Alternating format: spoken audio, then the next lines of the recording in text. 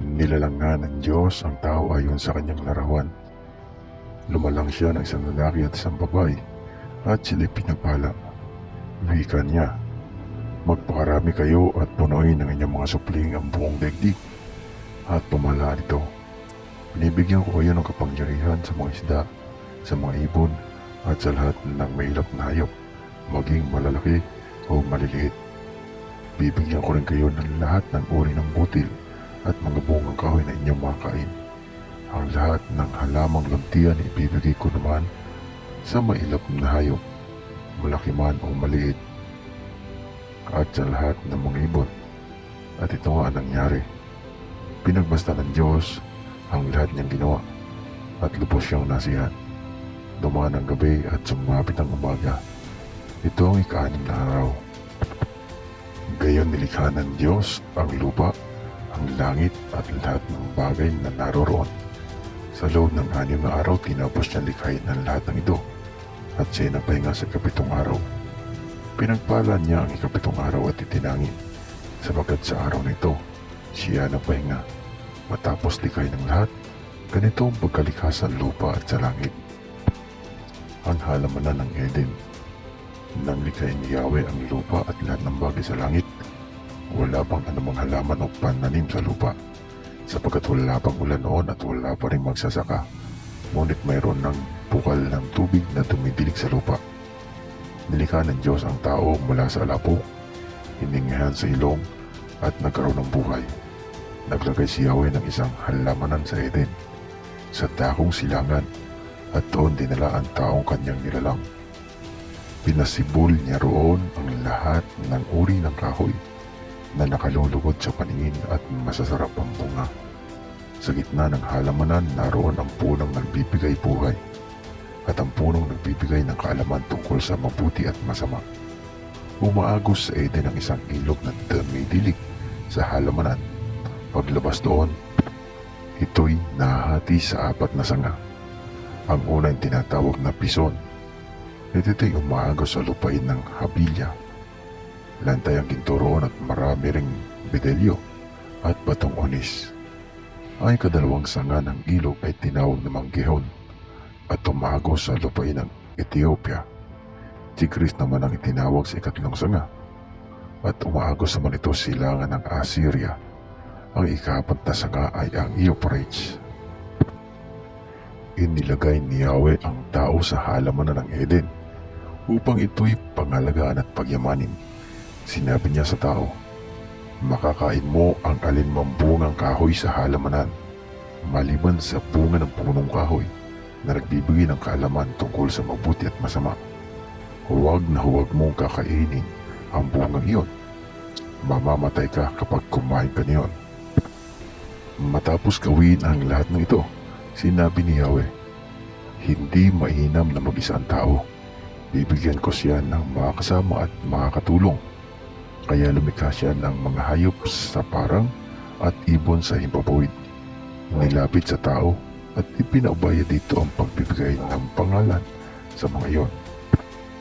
Kung ano ang kanyang itawag, iyon ang magiging pangalan nila. Ang tao nga ang nagbigay ng pangalan sa lahat ng ibon at mga hayop, maging maamo o mailap. Ngunit walang isa man sa mga ito ang angkop na kasama at katulong niya. Kaya't pinatulog ni Yahweh ang tao, samantalang nahihimbing. Kinuha niya ang isang tadyang nito at pinaghilom ang laman sa tapat niyon. Ang tadya na ay ginawa niyang isang babae at inilapit sa lalaki. Sinabi ng lalaki, sa wakas, narito ang isang tulad ko, laman ng aking laman, buto ng aking buto. Babae ang siyang itatawag sa kanya, sapagkat sa lalaki nagmula siya. Ito ang dahilan kaya iniiwan ng lalaki ang kanyang ama at ina upang sumama sa kanyang asawa, sapagkat sila'y magiging isa. Kapwa sila hubad, ngayon may hindi sila nahihiya. Nagkasala ang tao. Ang ahas ang pinakatuso sa lahat ng hayop na nilikha ni Yahweh. Minsan tinanong ito ang babae, totoo bang sinabi ng Diyos na huwag kang kakain ng anumang bungang kahoy sa halamanan? Tumugon ang babae, hindi naman, ipinakakain sa amin ang anumang bunga sa halamanan, huwag lamang ang bunga ng puno na nasa gitna niyon. Pag kami raw ay kumain ng bunga nito o humipo man lamang sa punong iyon, mamamatay kami." "Hindi totoo iyan. Hindi kayo mamamatay," wika ng ahas. Gayon ang sabi ng Diyos, sapagkat alam niyang kung kakain kayo ng bunga niyon, magkakaroon kayo ng pagkaunawa. Kayo'y magiging parang Diyos. Malalaman ninyo ang mabuti at masama. Napakaganda sa paningin ng babae ang punong kahoy, at sa palagay niya masarap ang bunga nito. Nabuo sa isipan niya na mabuti ang maging marunong, kaya't pumitas siya ng bunga at kumakain. Kumuha rin siya para sa kanyang asawa at kumain din ito. Nagkaroon nga sila ng pagkaunawa matapos kumain. Noon nila nalamang sila'y hubad, kaya kumuha sila ng mga dahon ng igos at pinagtagni-tagni nila iyon at ginawang panakip sa katawan. Pagdadapit hapon, narinig nilang naglalakad sa halamanan si Yahweh, kaya't nagtago sila sa kahuyan. Na dapat tinawag ni Yahweh ang lalaki at tinanong, "Saan ka naroroon?" "Natakot po ako nang marinig ko kayong nasa hardin. Nagtago po ako sapagkat ako'y hubad," tugon ng lalaki. "Sinong tanong ng Diyos, bakit kumain ka ba ng bungang ipinagbabawal ko?" "Kasi pinakain po ako ng babaeng ibinigay ninyo sa akin," tugon ng lalaki. "Bakit mo naman ginawa iyon?" tanong ng Diyos sa babae. "Mangyari po'y nilinlang ako ng ahas, kaya ako natuksong kumain," tugon naman niya. Inihayag ng Diyos ang kaparusahan, at sinabi ni Yahweh sa ahas, "Sa iyong ginawa'y may parusang dapat, na tanging ikaw lang yaong magdaranas. Ikaw ay gagapang, ang hatol kong gawad, at alikabok ang pagkaing dapat. Kayo ng babae lagi mag-aaway, binhimo't binhi niya'y lagi maglalaban. Ito ang tuturog ng ulo mong iyan, at ang sakong niya'y ikaw ang tutuklaw. Sa babae na may ito ang salaysay, sa pagbubuntis mo ay mahihirapan, lalo kung sumapit iyong pagluluwal. Ang lalaki ito'n asawang hirang, susundin mo lagi habang nabubuhay." Hinarap naman ng Diyos si Adan at ganito ang sinabi, "Pagkat nakinig ka sa asawang hirang, ng iyong kainin yaong bungang bawal. Sa nangyaring ito, ang lupang taniway, aking susumpain magpakailanman. Ang lupaing ito para pag-anihan, pagpapawisan mo habang nabubuhay. Magadamot tinik iyong aanihin, halaman sa gubat ang iyong kakainin, upang pag-anihan ang iyong bukirin. Magpakahirap ka hanggang sa malibing, yamang sa alabok doon ka nanggaling, sa lupang alabok ay babalik ka rin."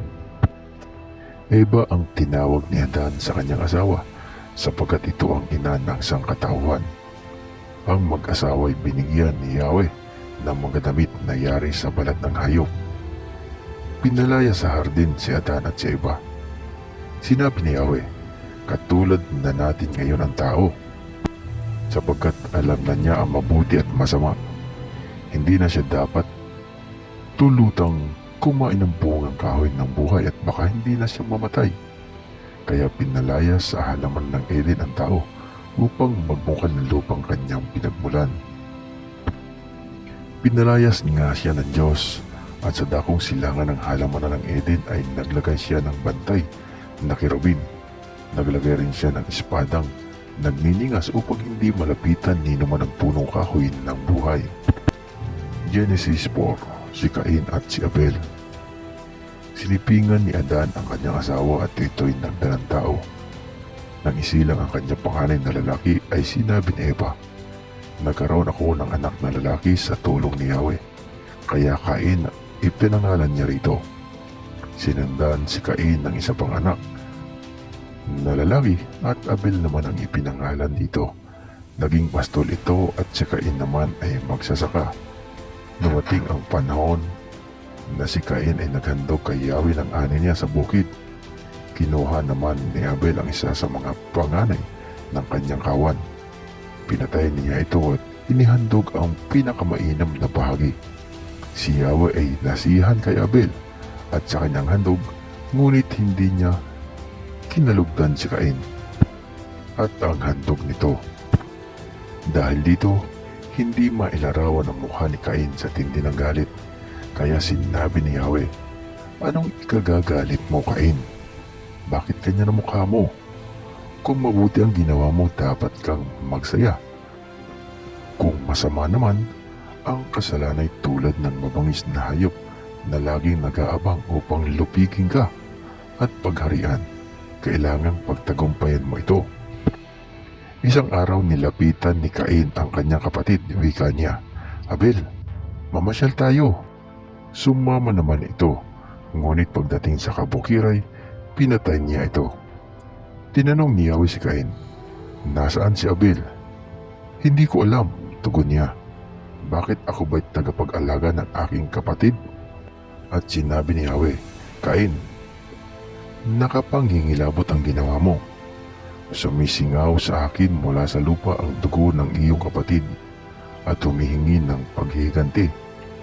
Susumpain ka at palalayasin sa lupain ito, lupang natigmak sa dugo ng kapatid mo na iyong pinaslang. Bungkalin mo man ang lupang ito upang tamnan. Hindi ka mag-aani. Wala kang matatahanan at magiging lagalag ka sa daigdig." Napakabigat naman parusa ito, sabi ni Cain kay Yahweh. "Ngayong pinalalayas mo ko sa lupain ito upang malayo sa iyong paningin at maglagalag sa daigdig, papatayin ako ng sino mang makakakita sa akin." "Hindi," sagot ni Yahweh.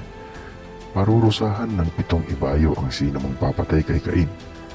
At nilagyan niya ng palatandaan si Cain upang maging babala sa sino man na ito'y di dapat patayin. Iniwan ni Cain si Yahweh at tumira siya sa lupain ng Nod, isang lugar sa silangan ng Eden.